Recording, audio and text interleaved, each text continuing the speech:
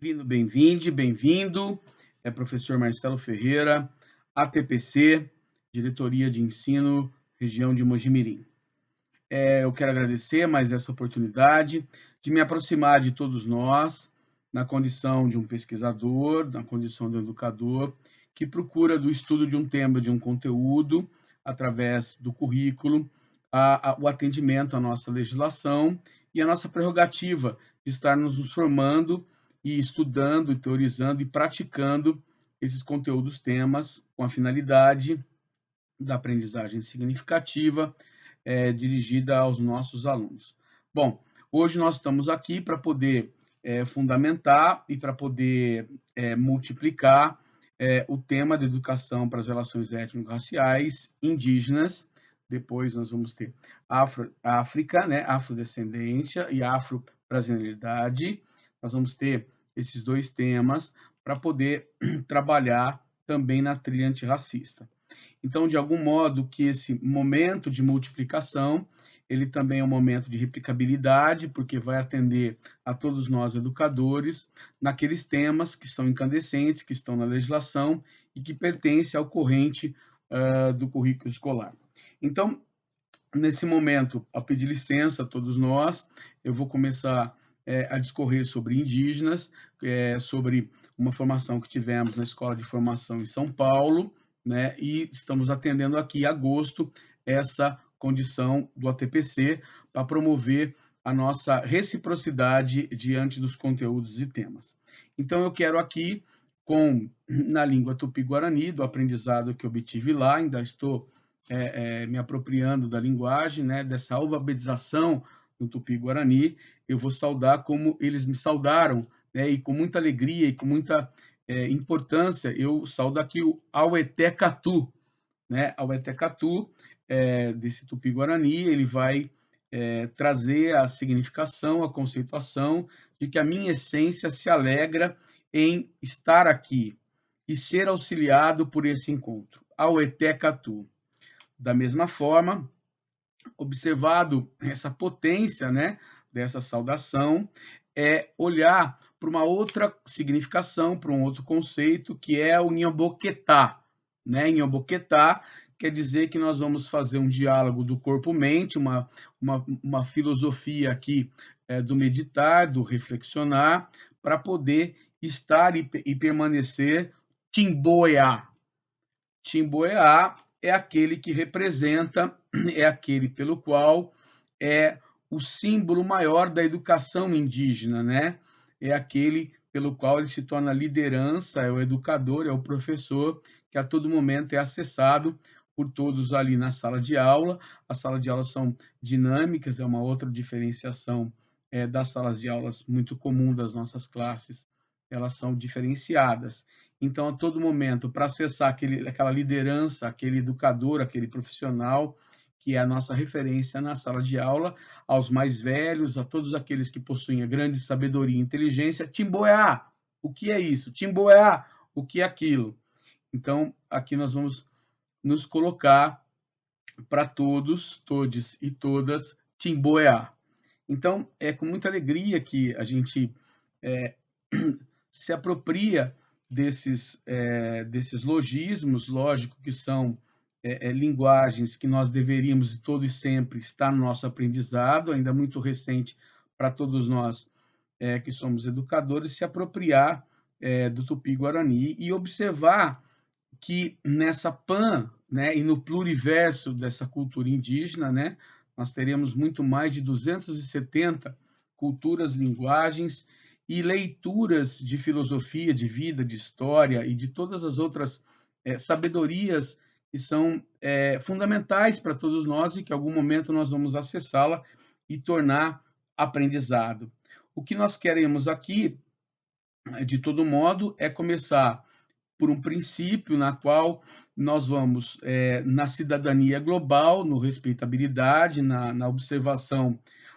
do presente cotidiano, nós revelamos os conflitos que trazem à luz desses conflitos, né, a perseverança e a sobrevivência dos indígenas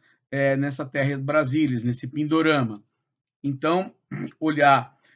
para Brasil, né, República Federal, e olhar que nós ainda constituímos 305 povos, eu estou falando dos indígenas, em 274 línguas. Ou seja, muito do que eu estou falando da sobrevivência, da permanência e das lutas diz respeito a todo aquele processo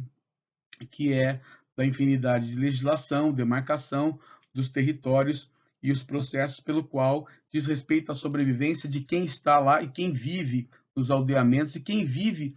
na cultura e quem nasceu e permanece nela. O que é a grande importância? O que todos nós devemos nos apropriar e fazer é saber que existe na nossa organização social, existe a legislação máxima, que traz no artigo 231, da reconhecimento, né, e da fisionomia e da física e da organograma, ou seja, aquele guarda-chuva maior da lei, que nos obriga a reconhecer todos os silvícolas, todos os nativos, todos os indígenas, por assim dizer, com a sua belíssima cultura, com o seu belíssimo modo de ser, na evolução do presente e futuro, da tecnologia, da vida no século XXI, e todos os conhecimentos que eles têm que nos auxiliar a compreender e a aprender com esses momentos, para que já nós possamos sair da condição do sem conceito, do preconceito, pelo contrário, e também para a conceituação do aprendizado significativo. Então, o que é muito importante para nós é olhar para essas nações e saber que são muito mais de 270 sabedorias, inteligências a que dizem respeito e que nós devemos conhecimento. Então, estando educador, estando nesse ofício, é importante que para a sala de aula a gente se aproprie dessas condições para poder nos alicerçar a tudo aquilo que faz fundamentação para sair um pouco daquele calendário originário que traz somente o 19 de abril, aquela caracterização cultural, aquele imprint que ficou para toda a sociedade, que só existe um momento pelo qual o indígena é lembrado no calendário do país. Pelo contrário, né? A todo tempo, o tempo todo, estou falando aqui da sobrevivência, o que diz respeito à lei, demarcação de terras e a respeitabilidade e cidadania global a todos aqueles que nos pertencem. Então, o que é importante para nós é saber que esses povos indígenas, eles têm na sua permanência, eles têm na sua potencialidade, o seu modo de ser, o seu modo de se realizar, a sua cultura. Então, tentar com os nossos alunos, tentar com essa temática, se revestir naquilo que nós pensamos e que aquilo que nós sabemos já desde sempre, né? Nós somos um país que fomos colonizados por um país europeu, nós somos escravizados pela condição de chegar aqui alguém que nos obrigou a fazer algo que não estava na nossa lida, ou seja, os portugueses que aqui chegaram e foram matando a todos sem perguntar: oi, tudo bem, como vai, como estão vocês? Aquela história que nós devemos descortinar, a troca, né, de espelhinho, de pente, para poder o nativo fazer algum tipo de serviço, aquilo tudo ficou lá na primeira infância, onde a gente até pinta e desenha essas coisas da cultura como primeira forma de tomar conhecimento, mas nós sabemos muito que aquele que chega com a obrigação da opressão, da conquista, ele traz a mortandade, o que é fato. Logo em seguida, para poder essas relações se tornarem institucionais, traz os jesuítas para poder condicionar a condição de que foi elevado a nomenclatura indígenas, né, ou seja, sem almas, levar eles à condição de possuírem uma religiosidade e obrigar forçosamente eles à categorização da cristandade. E assim os jesuítas, a Companhia de Jesus, o chega e se estabelece, né, no caso, 1549 até 1767, quando foi banida por Pombal todas essas organizações, ou seja, permaneceu-se por mais de 250 anos esse tipo de estrutura. Esse momento catequético aonde todos os nativos, os silvícolas, os indígenas, essas nossas tribos foram condicionadas a um processo de mortandade, de opressão e de dizimação do território, porque era a obrigação daquele conquistador avançar perante o território, sair do costado nacional e ir adentro das possibilidades do território Brasil. Então, esse tipo de caracterização é importante como expansão, como descortinar das nossas possibilidades de se fazer pensar e nos obrigar a pensar sobre essa relação com os indígenas, as condições de entender o processo histórico, né? O que é século XVI, para descortinar da colonização, o que é já o século XVII, as contradições, inclusive, dentro da própria estrutura do colonizador português para com as nossas condições, né? Nós tivemos um período na história onde Portugal e Espanha são unificadas por um processo de anexação política. Então, entender que isso tudo tem temporalidades e é importante caracterizar que nós somos levados a todo tempo por essa condição de vivência na violência e na sofrência da obrigação, inclusive da catequização, uma vivência dos indígenas aonde todos os conhecimentos que deviam ser cunhados, que deviam ser alicerçados, estudados e categorizados, foram dispersados simplesmente porque o colonizador opressor queria muito que escravizar na utilidade da mão de obra. Quando existia a contradição, quando existia qualquer tipo de conflito, aquela condição de opressão da violência era sempre a força maior do uso do seu poder. Então, entender pelo qual esses processos de emancipação desse Brasil colônia para o Brasil império, que não muda muito a roupagem de trazer uma figuração ou até de se pensar as estruturas que vão dar seguridade para essas civilizações que aqui sempre estavam, né, que nós vamos denominar de nativos as nossas tribos, os nossos povos, para poder entender, inclusive começar a ser estudado e começar a ser percebido. Isso é muito recente para todos nós que estamos estudando a temática dos indígenas e desses povos, para poder compreender esse processo de não só dizimação, mas também como um processo de acossamento do conhecimento. Ou seja, se nós começarmos a tatear nas nossas histórias, nós vamos ter somente nos nomes das nossas localidades de cidade a relação com o indígena, com o nativo, né? Mojimirim, Rio Pequeno, Mogi Guaçu, Rio Grande,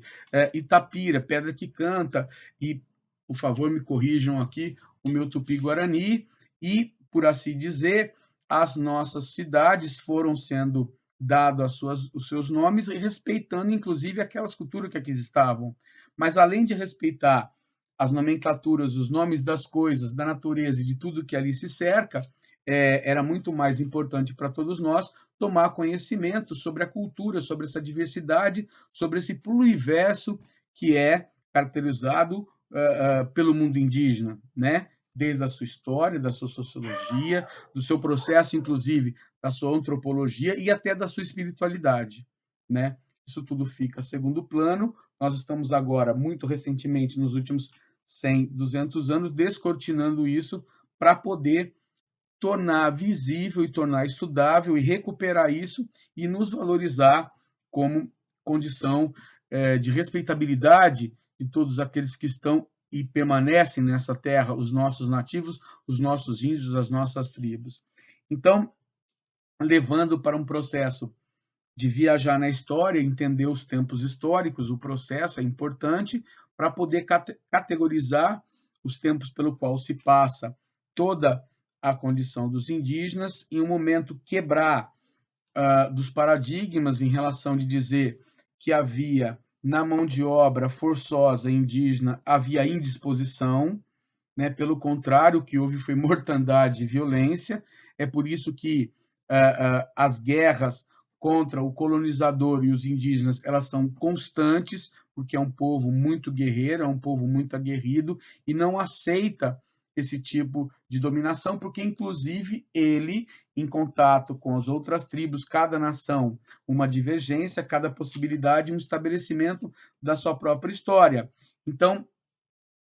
traz uma narrativa, ou seja, alguém está contando algo a respeito para que se estabeleça um processo de dominação. Eu vou aqui denominar essa condição para poder melhor estruturar e esmiuçar o nosso diálogo. Então, o que eu estou tentando aqui é criar uma paisagem, dizer que a mão de obra escrava africana foi introduzida aqui também para poder condicionar e uma linguagem de dizer, olha, os indígenas não servem ao trabalho, eles criam problemas, eles são preguiçosos e outras coisas mais que estão no preconceito, quando a bem da verdade, o que há por trás dessa utilidade, né, com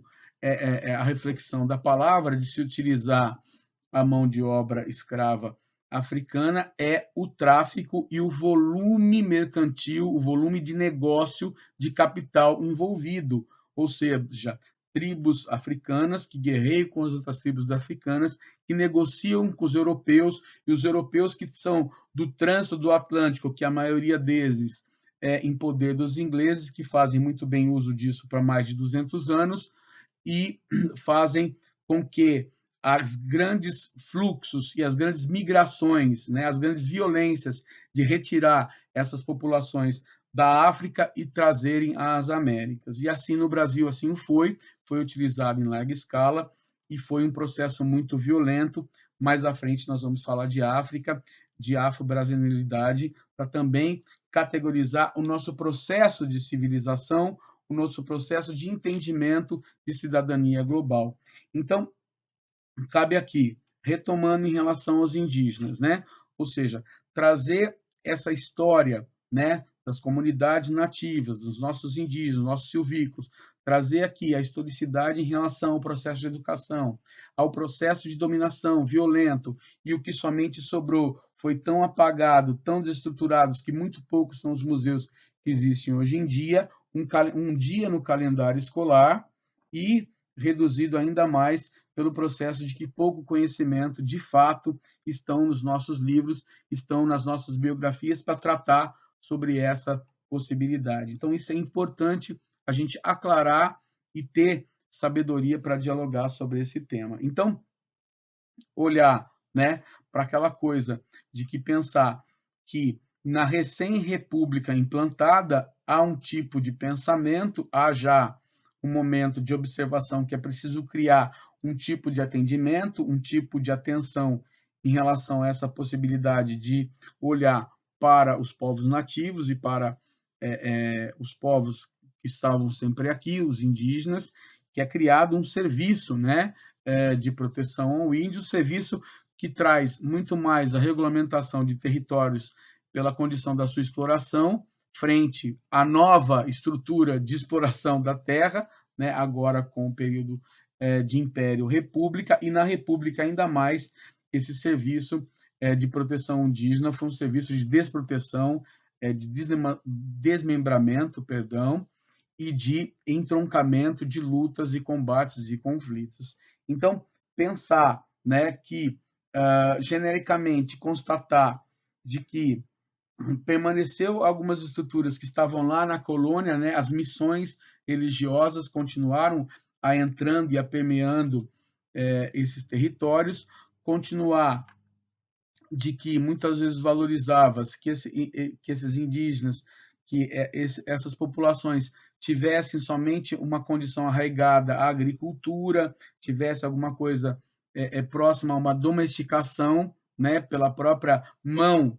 do caso do processo civilizatório do Império República, e olhar para esse processo de preocupação da integração nacional como revestimento desse processo de dominação que nós estamos observando, né? Aqui faço um parênteses, né? Como é importante a gente olhar pelo processo sociológico e olhar com os olhos de Pierre Bourdieu, olhar para saber quem estão no campo, quem são os agentes que jogam nas possibilidades e qual é o maior interesse do revestimento desse tema para com a população. É em relação à terra, em relação às preciosidades que existem do território para exploração ou de uma pecuária, para exploração, inclusive, de minérios, de metais preciosos. Então, a todo momento, essa diversidade da mata, da floresta e da cultura, né, e de tudo aquilo que podíamos nos servir e nos abastecer de inteligência e sabedoria com os nossos nativos, com os nossos indígenas, com as nossas populações, foi solapado por um processo sempre de dominação. E hoje também o é. Precisamos pensar e dar ciência e dar atendimento para essa nossa criticidade em relação à nossa realidade. Cabe aqui sempre aquele processo de pesquisa, uma coisa didática que é muito manso de fazer nas nossas escolas, e humilde sugestão, fazemos os nossos seminários, onde nós, alunos, nós, professores, nos tornamos pesquisadores, vamos atrás de algumas notícias, vamos atrás de informação, vamos atrás de conhecimento, para poder saber que a ciência ela traz a comunicação, o veículo pelo qual eu posso citar de uma fonte segura. Por isso que a pesquisação, né? O pesquisar em ação no seminário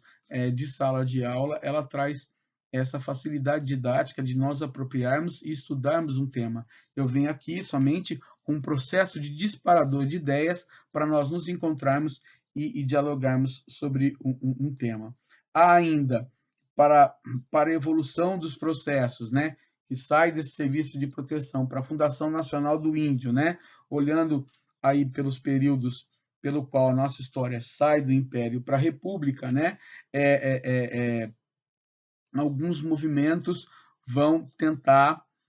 proteger e tentar nos assenhorar que é possível um movimento alternativo, indigenista, que vão olhar para as escolas indígenas com muito carinho, olhar para as nossas culturas, né? Então, nós vamos ter na personalidade de Courtney da Mãe da Ju, que é um pesquisador, um antropólogo, que fixa residência nos nossos indígenas, inclusive ele perde a sua vida estando junto dos índios, ele se envelhece, ou seja, há um processo de maturação, ele se apropria dessa cultura. Canto de Mãe da Ju é conhecido pelo meio das populações indígenas como Mãe da Ju, pelo processo de valorização, pelo processo de amor a essa cultura indígena, esse pesquisador, esse antropólogo que vive em nossas terras, a nos fazer o seguinte serviço. Hoje, a biblioteca Courtney Mãe da Ju é uma biblioteca de fácil acesso, onde a gente tem muitas das documentações que fazem referência ao processo de valorização do indígena, da cultura, né, do pluriverso, da antropologia, da sociologia, da espiritualidade e de todos os outros conhecimentos que precisamos acessar. Esse é um deles que eu estou citando com muito carinho, né, porque assim também aprendi, então estou aqui na multiplicabilidade. Olhar para que depois a exigência de que nesse processo também vem a obrigatoriedade de ter uma escola indígena com algum tipo de formatação para poder atender os regimes da obrigatoriedade de que a educação é a nossa principal conquista, uma educação de qualidade a todos. Então, nesse processo, dizer que as universidades, dizer que as instituições e as organizações mais sérias desse país se serviram para poder observar e fazer também auxílio a um processo de formatação dessa escola que vai surgir, que é a escola indígena, né? Nós vamos ter grandes pensadores como Meliá, Santos, Fernandes e Charend. Então, são pesquisadores que vão trazer para nós, no movimento indígena, grandiosidade e aproximação de uma escola indígena que vai trabalhar a valorização, essa condição da sobrevivência frente à dominação, e especificamente, nos últimos 30 anos, nós vamos colher grandes frutos a partir das perspectivas das novas leituras que estão sendo feitas a respeito desse primeiro trabalho que era caracterizado. Então,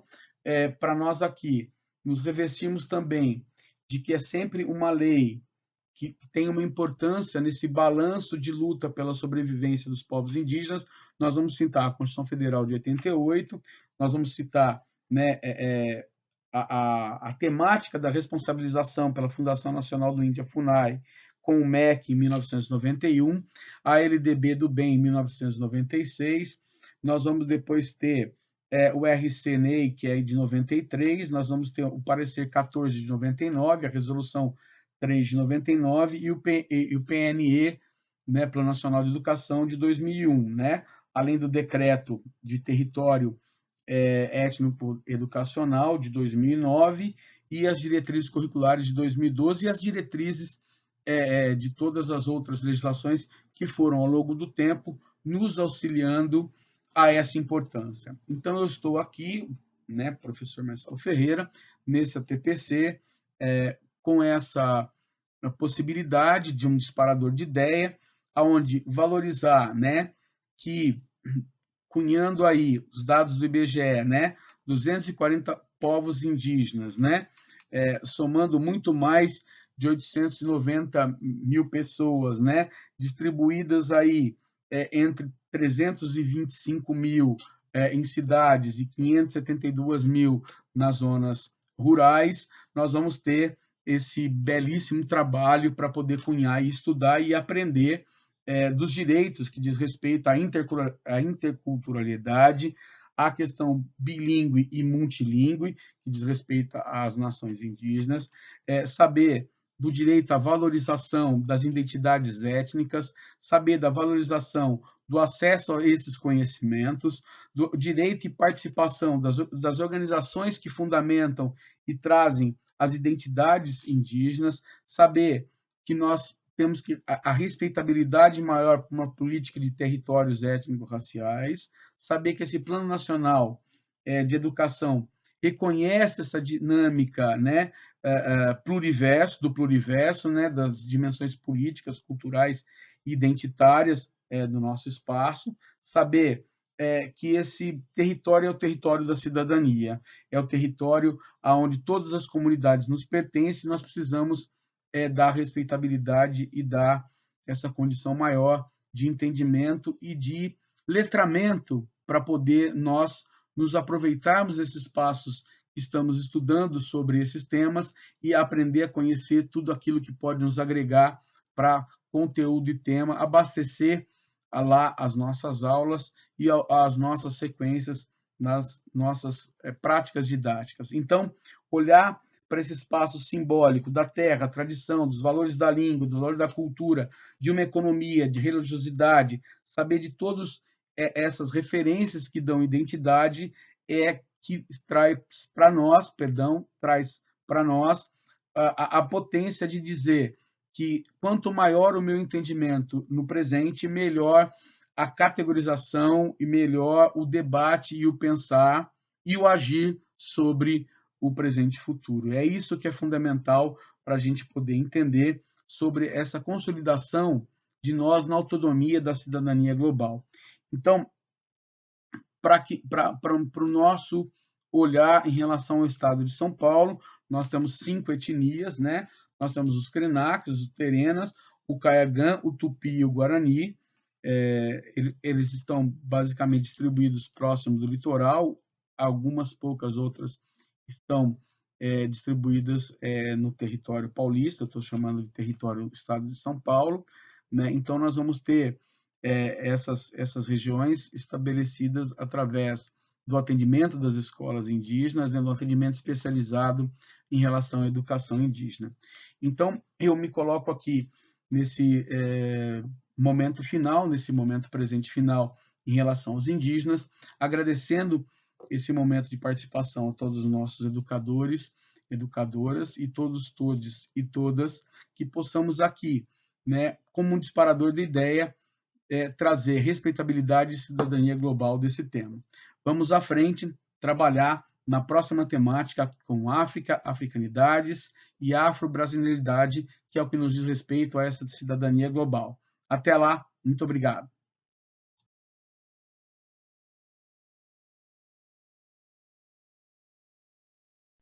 Bem-vindo, bem-vinda, professor Marcelo Ferreira, ATPC, Diretoria de Ensino, Região de Mojimirim. Quero aqui saudar todos os nossos educadores para poder esse momento do pensamento de estudar em conjunto, tratar alguns temas e conteúdos escolares no nosso currículo paulista e que diz respeito também em atendimento às nossas legislações educacionais. Então, nesse momento, nós estamos num outro bloco, onde estamos trabalhando educações para as relações étnico-raciais. Nós já tratamos agora em relação aos indígenas, agora nós vamos trabalhar com África, africanidades, né? Afrodescendência, afro-brasileiridade, sobretudo com essa argamassa, nós queremos aqui olhar pelo processo de descolonização do conhecimento do século XIX, olhar sobre a questão das estruturas epistêmicas e das práticas discursivas, olhar sobre a história desses saberes ocidentais para poder dizer que há, sim, um racismo também epistêmico, ou seja, categorizar esse racismo epistêmico, dizendo que há autores de diversas matrizes e todas elas negras, pretas, que podem nos assenhorar e pensar a temática da educação, perdão, para as relações étnico-raciais. Olhar para esse momento do que era colonizado, né, e debater essa questão até acadêmica, olhar também para o reconhecimento de um problema que está colocado em tela e que nós precisamos olhar para combater essas hierarquias raciais, né? Olhar por esse colonialismo de poder e das políticas de decolonização do conhecimento para a gente poder atuar nessa trilha antirracista, para a gente poder atuar de olhar para os nossos espaços acadêmicos e escolares, para as nossas vidas, olhar para ela e saber uma cidadania global que nos pertença a olhar para esse pluriverso, a respeitabilidade total, ampla e restrita. Então, de algum modo, ao final, tentar categorizar para a quebra desse mito da democracia racial. Nós sabemos que a todo momento nós estamos nos acotovelando do ponto de vista de, na nossa cultura, combater os pensamentos, combater as piadas prontas, combater tudo aquilo que fere e desmerece o outro, categorizando o outro um imprint social. Isso é nefasto, precisamos dar um basta com isso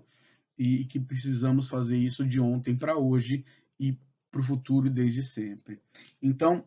para essa forma, para esse momento, nós escolhemos a educação para fazer esse combate, esse bom combate. Então, se nós escutamos e vamos atender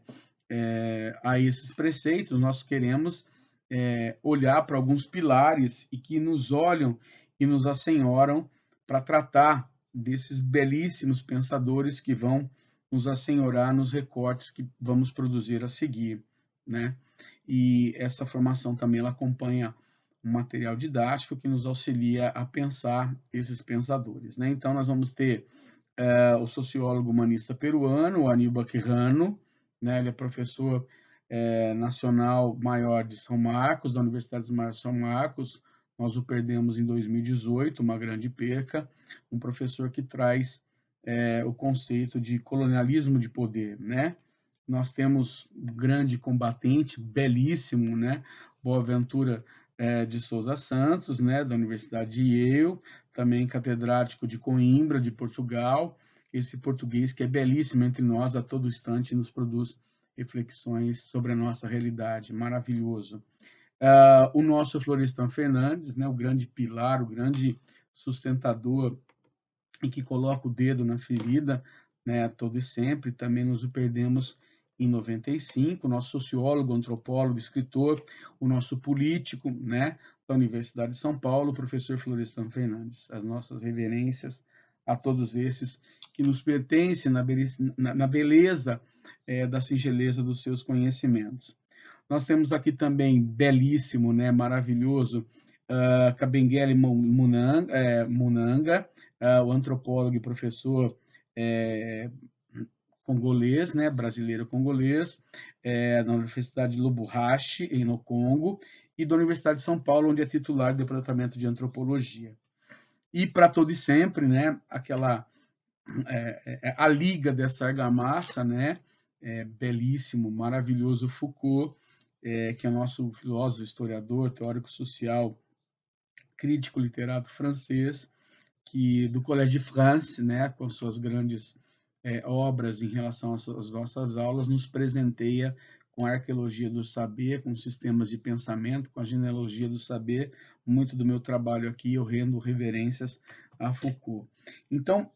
olhar para essas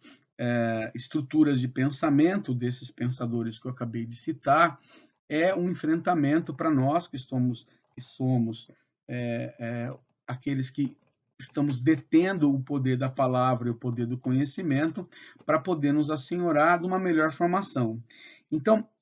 o Foucault começa a olhar para uma coisa que ele vai denominar de estrutura epistêmica nas práticas discursivas, né? Não é só um serviço de história, diz ele, né? A história antes é descontínua, uma vez que a história da cultura ela é informada e governada por estruturas epistêmicas, ou seja, do conhecimento,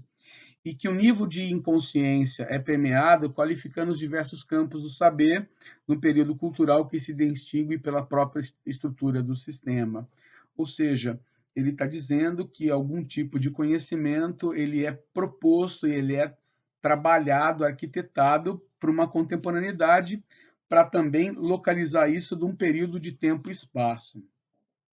o que traz a nuance daquele que escreve, as categorizações e os imprints a respeito do seu modo de pensar e agir e de verificar e da sua pena, da sua escrita, na sua reflexão do ponto de vista do conhecimento. Então, ele depois discorre, né, o Foucault sabiamente. Quando eu falo de epistemas, entendo que essas relações existiram em certa época, em vários campos da ciência. Ele cita o exemplo, a matemática, o campo da física, a linguística, a semiótica, a ciência dos sinais, e na utilização da biologia. Ele vai fazendo aqui um cortejamento de que isso que eu acabei de categorizar existe a todo sempre e foram utilizados pelas várias estruturas de conhecimento. Então, olhar para esses discursos científicos e consentir que eles são construídos por uma determinada época é olhar mais propriamente dito e dizer, olha, isso tudo não se permanece, as suas permanências são objeto de análise, o que é fantástico, né? Porque nada é todo e sempre com a veracidade, nós estamos procurando o diálogo próximo da verdade, nada é o dizer, né? Nada é o se estabelecer o ponto fixo do processo de a gente cortejar sabedoria. Então, esse problema que Foucault está trazendo, né, de olhar para o devir da forma geral e abstrata, universal, de dar identidade para esse conhecimento na análise das oportunidades de trazer e objetivar sobre coisas, né? Olhar para que Foucault está sempre olhando essas estruturas com a condição de saber que eles são construídos por uma continuidade e essa continuidade ela se dá em alguns tempos da nossa consciência. Ele vai dizer que o primeiro movimento de categorizar esses sistemas de pensamento criado por uma época, por um momento específico que a gente foi beber e também foi também desbeber para poder utilizar aqui o descortinar do conhecimento, eles saem do século XVIII, perpassam todo o século XIX, para dizer que algumas modificações e mudanças nas estruturas foram possíveis de verificar com os discursos que foram se promovendo. Eu quero aqui gastar esse tempo em pensar com Foucault para dizer que quem está trazendo a luz sobre um conhecimento traz na sua pena, na sua letra, traz na sua condição do seu discurso algo que ele possui e que está dentro da estrutura na qual ele habita. Até aí, manso, tranquilo, mas é importante a gente dar o sedimento. O que a gente precisa entender um pouco mais à frente é que com a Boaventura, com o nosso brilhante português, né, o Boaventura Sousa Santos, ele vai dizer para nós, sabiamente, que essas estruturas de pensamento, essas formatações de pensamento, muitas das vezes praticaram epistemicídio, ou seja, trouxeram na sua verborragia, na sua pena, na sua escrita, na sua forma de se estruturar, alguns deixar de olhar, deixar de fazer, deixar de pensar para ter outra preferência. Então, ou seja, muito do que nós queremos olhar para a nossa base negra, para a nossa base preta, para a nossa base indígena, para a nossa base nativa, ela foi deixada de lado, olhando por essa tela de Boaventura Sousa Santos. Olhando para essa tela, vou dizer, tudo isso que era revolucionário para nós para saber que essas populações elas estão em trânsito de luta do ontem para o hoje para o amanhã, é saber de que foi construído muito dos seus discursos, dessa pena, que eu estou chamando aqui da feitura, da escritura e da leitura, do antimoderno, do anticolonialista, do anticapitalista e do antirracista. É o que nós precisamos aqui nessas culturas que está trazendo Boaventura, é esse pensamento, esse descortinar do conhecimento para poder tornar maior o nosso engajamento com outras leituras, além daquelas que são comuns aos nossos currículos, aos nossos olhares, inclusive das nossas bibliografias. Então, olhar para essa condição de saber pesquisar, de saber caminhar com conhecimento, mais propriamente dito, para olhar para esses e para esses combates revolucionários que tem que ser feito em relação a essa categorização acadêmica, é fundamental para trabalhar educação étnico-racial. Quem é esse escritor? Com quem esse escritor está dialogando? Qual é a base que esse escritor frequenta, né? Então, olhar para esse momento é também o que fala Boaventura aqui, e furar uma grande bolha, né, branca, uma grande bolha racismo, sobretudo patriarcal, né, onde traz esse racismo epistêmico colocado ali somente com um verniz, com um revestimento de que outras pessoas estão pensando, dizendo a respeito do que aquilo que a gente pode cunhar também de outros autores e que não faríamos em função das preferências. Então, o que é muito importante é nessa tela que está trazendo nosso Boaventura, é olhar para aquele momento de esclarecer que o nosso conhecimento muito é ocidentalizado, muito é capitalista e muito é racista. Então, daí que surge a questão do libertário, a questão da temática que nós queremos aqui empreender um pensamento, um pesquisador, para poder a gente olhar para o decolonialismo, né? O movimento libertário, que vai combater o racismo epistêmico, que a gente verifica muito da literatura e da feitura tradicional quando falamos de educação das relações étnico-raciais. Então, esse lugar, ele possui lugar no mundo, aqui no Brasil, e possui um lugar no conhecimento, e nós precisamos dar cargo dele, saber proporcionar tratamento e entendimento. O que é fundamental para nós é olhar para o decolonialismo e saber que, desde lá das nossas diretrizes curriculares nacionais, nós vamos entender que essa educação ela possui na transformação do seu povo o papel da escola. E a democracia, ela não pode ser comprometida, mas ela é comprometida na promoção que o ser humano faz a integridade de formatação dos valores, os dos hábitos e comportamentos, e de não respeitar as diferenças em relação às características dos grupos e minorias. A educação é essencial no processo de formação da sociedade, porque abre espaço para essa cidadania de um povo. Ou seja, lá nas DCNs, né, para as relações étnico-raciais, em particular para o ensino de história e cultura afro-brasileira e africana, traz esse pensamento, essa categorização, essa forma de cravar, perdão aqui da forma de me expressar, mas como é importante esse momento de minha expressão para dizer o quanto é fundamental a gente conhecer a historicidade dos pensamentos e dos movimentos em que os pensamentos estão alicerçados para nos produzir, enquanto cabeça pensante, para localizar um tema-conteúdo à sua condição, né? Então, sabiamente, das mais recentes e belíssimas exposições do conhecimento em relação à educação para as relações étnico-raciais, em relação à África, africanidade, afrodescendência e afro-brasileiridade, nós vamos ter aqui, para trabalhar essa negra, essa preta belíssima, né? Nós vamos ter a Grada Quilomba em Memórias da Plantação, né? Ou seja, episódios do cotidiano, que ela faz uma análise psicológica, na psicanálise, na psique humana, e que ela vai observando e vai categorizando essas existências do cotidiano.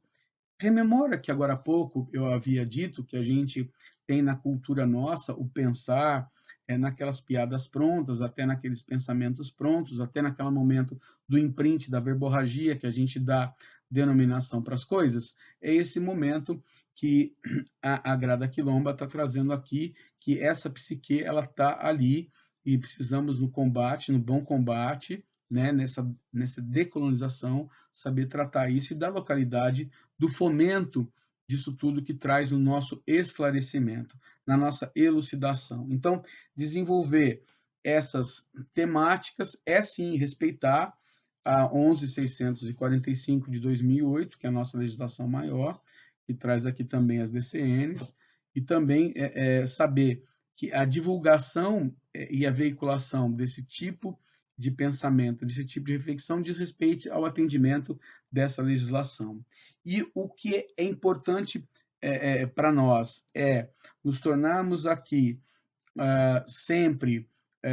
aquele momento de elucidação, na qual nós vamos estudar alguns atores, e alguns atores que traz para nós, por exemplo, o que traz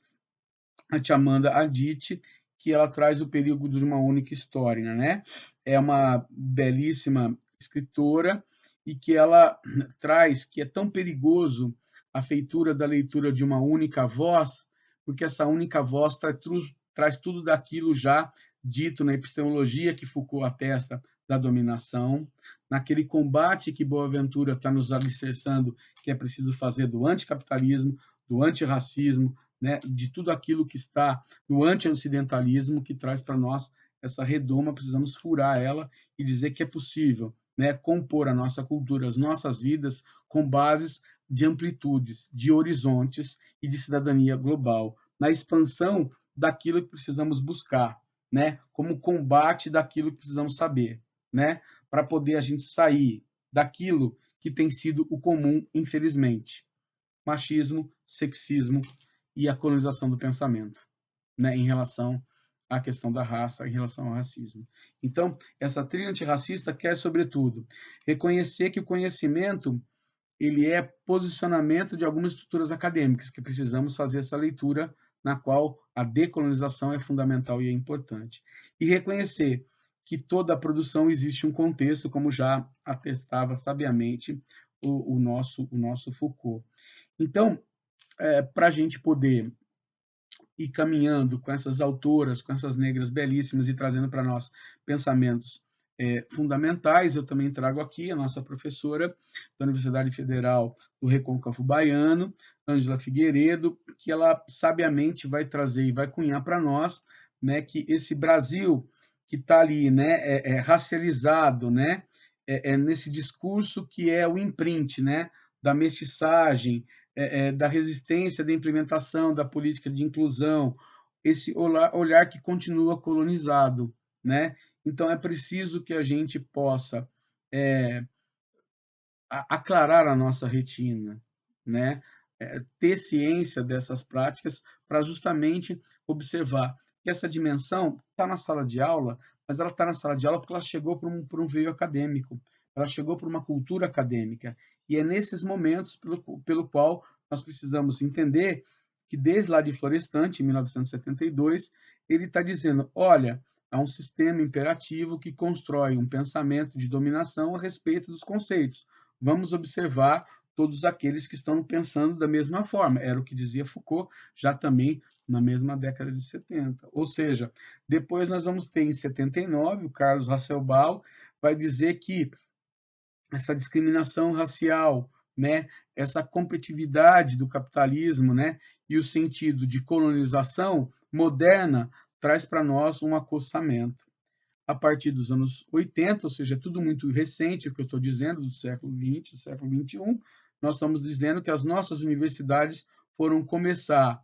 a, belíssimamente, um movimento de cunhar as produções negras e pretas e observar do quanto de riqueza, de quanto de sabor e conhecimento e inteligência sempre se produziu e que nunca se dava conta por um momento de bolha branca, como diz Boaventura Souza Santos. Então, belíssimamente nosso peruano que nos deixou, né, o Aníbal Quijano, ele vai considerar que essa construção, né, desse poder, dessa condição de categorização racial, ela vai dar desde a DIT, né, Diversão Internacional do Trabalho, no mundo que traz para nós, né, a bolha, né, o sistema europeu, capitalista e patriarcal, no momento em que a colonização nos ficou desde o século XVI. Então, precisamos desse reconhecimento oficial do problema, precisamos dizer que é possível, nesse reconhecimento da década de 70 para cá, sobretudo lá naquele olhar que tinha Gilberto Frei, Casagrande e Senzala, que ainda nesse debate de compreensão ou não, de olhar para aquele simbolismo que ele cria, né, de que havia ali na Casagrande e Senzala passividade, que eu acho que precisamos fazer uma outra leitura de Gilberto Freire, porque não há, ele muito bem sabe disso, né, todo sempre belíssimo pensador também, grandes contribuições, mas Casagrande e Senzala não pode ser romanceado, né, como fica caracterizado em alguns tipos de pensamento. Olhar, sobretudo, nós temos as nossas bibliotecas, né? Eu aqui sempre me sinto nesse meu escritório, olho para a biblioteca e vou sempre olhar na base aqui na parte de cima o conhecimento de África para poder saber de quais são os autores que eu tinha para poder estudar sobre esse tema. Ou seja, e diante a 4, 5 prateleiras, né, que nós temos aqui de ciências humanas, eu tenho um pedaço dela que diz respeito à categorização e desses autores negros e pretos, que são belíssimos, negras e pretas, que são fantásticas do ponto de vista de cunhar e de elucidar para nós, olha de quanto de dominação e quanto que nós temos que exercitar a decolonização do conhecimento. Eu estou fazendo aqui um exemplo do meu usual para poder apimentar a nossa conversa olhando para as nossas bibliotecas, as nossas escolas, da nossa cidade, né? E olhar, inclusive, para a prateleira das nossas livrarias, né? Então, nós temos que nos provocar essa condição. Então, esses pontos para a gente poder considerar esses racismo cultural que está permeado ali, né? Desse discurso de mestiçagem, de democracia racial, está tudo aqui muito bem, não existe contradições, né? Vamos seguir em frente. E pelo contrário, existem contradições, precisamos respeitar a nossa legislação, precisamos dar atenção para tudo aquilo que é direito e dever, para nos obrigarmos em sociedade a estar e permanecer nela. Então, olhar para essa coisa tudo, de que é possível, né, trazer pensamentos e olhar para a condição desses novos autores, desses novos velhos autores, né, corrigindo aqui, e pensar que existe de muito dessa integralidade negra e preta desde sempre, é condição fundamental de agora, mas não só se vimitimizar só agora, mas procurar combater do agora para poder construir o novo presente para o novo futuro. Então, olhando para essa colonialidade do poder e da política na decolonização do conhecimento, é olhar para a questão de saber que precisamos das independências, né, coloniais que ainda permanecem, né? O Quijano fala muito bem isso, o peruano, né? Precisamos olhar para as nossas independências do presente, né? Para justamente a independência acadêmica, independência das nossas didáticas, das nossas práticas em relação às nossas aulas e às nossas vidas, para justamente colocar que tudo isso que está no paradoxo, colocar lá para quebrantar essa hierarquia étnico-racial. Então, de algum modo, nesse processo que nós queremos aqui de combater o racismo, nós queremos fazer entendimento que é possível, né, olhar para o nosso exemplo maior, que é a academia, e saber que lá existia a ausência da referência, existia a ausência cortinada, melhor assim dizer, que poucos professores negros ainda o fazem, ainda são minorias nas nossas universidades, infelizmente. Precisamos criar essas oportunidades para o presente e futuro. Então, essa coisa de, e já falei e reforço, o combate ao mito da democracia racial, né? Precisar trabalhar muito daquilo que o professor Kabengele Munanga fala, né? Que precisamos trazer de que essa violência do racismo, ela nos acomete muitas das vezes via um bullying social, né? Precisamos entender que essa coisa de verborragia que a gente às vezes pensa e no pensamento traz esse cultural que está regado, a quebra desses paradigmas, para justamente nos enfrentar que a escola do presente ela pode ser outra escola do futuro. Então, nós queremos aqui olhar, né, sobretudo com posicionamento belíssimo para finalizar e para dar os fechamentos já, para Mark Bloch, né, aquele maravilhoso historiador, emprestar aqui da história, Mark Bloch, para poder dizer que, olhando, né, para a boa história, deveria servir os sábios e as crianças. Assim, independentemente de seus objetos, os níveis de profundidade e abrangência, desde uma abordagem adequada na narrativa histórica, que deve envolver, por profundo fascínio e compromisso intelectual, os públicos variados. E ainda complementa Mark Bloch mais à frente, né? Esses aspectos impedem qualquer chance de neutralidade, pois ensinar história significa avaliar criticamente os valores que desenham a sociedade sem transformar a aula no espaço para exercício dogmático de militância partidária ou de raciocínio limitado à posição estreita maniqueísta do bem e do mal. Olha que fantástico, né? Mark Bloch vai beber em Money, né? O maniqueísmo, né, do bem e do mal, para poder dizer que nós precisamos sim olhar para esse momento dessa colonização, dessa opressão que há na linguagem, né, de que há passividade, de que há democracia racial e construir os saberes a partir de posicionamentos, que o momento é de posicionamento. Eu não posso aqui, não, neutro. Não, não há. A neutralidade, ela inexiste. Então, é fundamental a gente ter nesse entendimento de que a legislação já traz o correto, já é o posicionamento, já é o limite para poder, na minha atuação, avançar sobre as prerrogativas. Então, eu quero muito entender de tudo isso que nós estamos fazendo aqui, né, de nos servindo desse momento de estudo, desse momento de reflexão, olhar sim para os nossos recortes e saber que é possível a gente fazer um outro tipo de movimento que permita nós avaliarmos as nossas práticas docentes e avaliarmos quanto que nós temos dificuldade de fazer. Não é demérito nenhum, pelo contrário, é benemérito em saber que nós temos e estamos reconhecendo, né? É um problema que não estamos em nós, mas sim é um problema que está na academia, é um problema que está na nossa área da educação, na nossa prática de sala de aula, para inclusive todos os nossos materiais didáticos e paradidáticos serem construídos a partir de outras bases que vão referendar um novo presente e futuro. Então, olhar para esse comprometimento do desempenho na qual nós, educadores, somos o veio e a principal matéria de ação em relação às prerrogativas, são fundamentais para a gente poder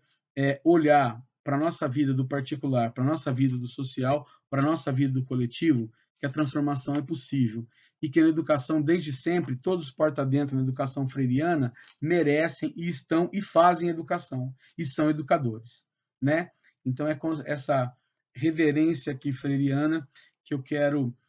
encerrar a minha fala, agradecer por esse ATPC de Educações Étnicas Raciais. Ele é um desdobramento da Escola de Formação de Professores em São Paulo, e ele é um desdobramento fantástico que nos permite essa multiplicabilidade para que eu possa, na replicabilidade na sala de aula, existir e estar nas nossas oportunidades de fazer e pensar em ATPC e a partir de pensar nesse momento de estudo e reflexão. Vamos agradecendo mais um momento em que nos encontramos aqui, a minha reverência a todos no estado pandêmico, né, aquelas famílias enlutadas que perderam os seus familiares, os seus entes queridos, né?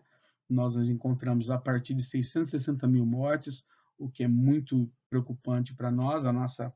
reverência aqui, na inteligência de vacinação ontem, hoje e sempre, na inteligência que a sabedoria humana nos proporciona evolução.